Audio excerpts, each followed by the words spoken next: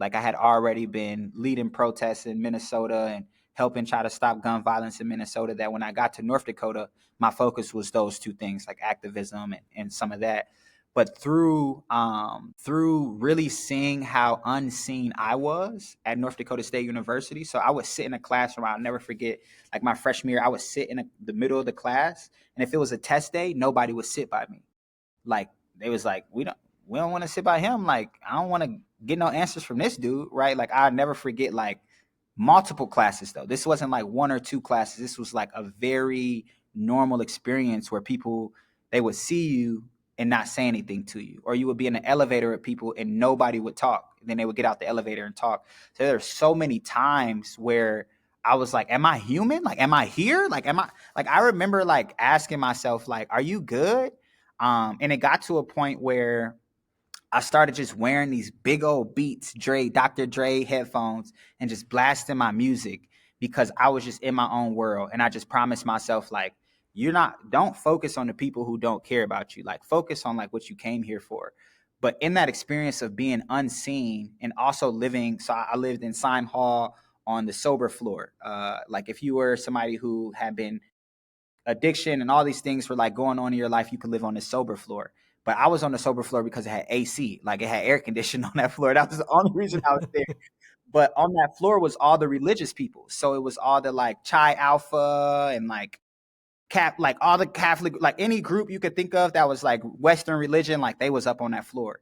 And I would never forget these people would sit on the elevator, not say anything to me. They would sit in lunches and not say anything to me. But when they were tabling to be a part of their religious group, that then like all of a sudden they wanted to talk to me. And I just remember telling myself like I would never water down my faith because of social issues. And I think a lot of times, unfortunately, uh, people don't know how to hold the two. Like people believe in North Dakota that you can be racist and still go to heaven. Like that is a very strong belief that people have. And so I realized very quickly that racism was okay here. That it was actually kind of fun for some people to experience that until it was, I guess, done quote unquote to them. And so there have been a lot of times where I would see things and I would be aware of microaggressions, macroaggressions, and I would speak on those things. And so, full circle moment, Jamie Larson was like my writing teacher. And I remember like snapping on her in class, like, you trying to turn my writing white.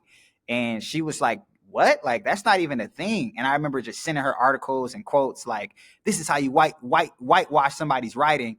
And I never forget, like, it was like 2 years later, she had followed up with me, like, thank you for saying that. Cause like, I didn't even know what I didn't know. And I remember like even Katie from Planned Parenthood, she taught a class on like gender, sexuality and all of that. And I remember she said something along the lines of like, yeah, all men are attracted to very skinny women. And I just remember raising my hand and saying like, I think that's a cultural thing. Like, I'm not even I can't even remember hearing in a rap song like the skinnier the better. Like I can't even like I just said it like that's just not us. And I remember she was just like, yeah, you're tripping. And then a few years later she followed up with me like, hey, like so and so forth.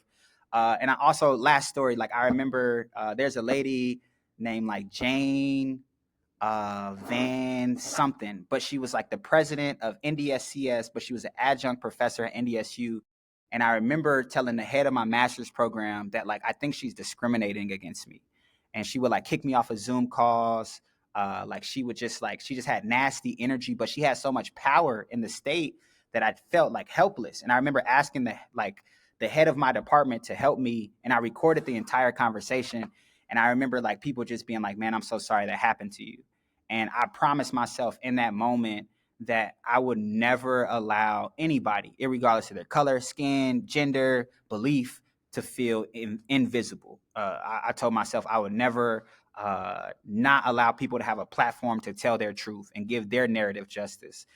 Representation not only mattered, it was required. So in all of our events, we have represented on the multitudes, whether it be through gender ideation and identity, whether it be through age and just like who you are as a person. Like we always make sure all of those things matter. And that's where even now I'm okay with not doing events at the same capacity because I was so intentional. Like I cared so much about having all ages at the table, having all experiences there, that over time I realized some people are here just to make money. And so, how did I come to create Emoja writing workshops? I knew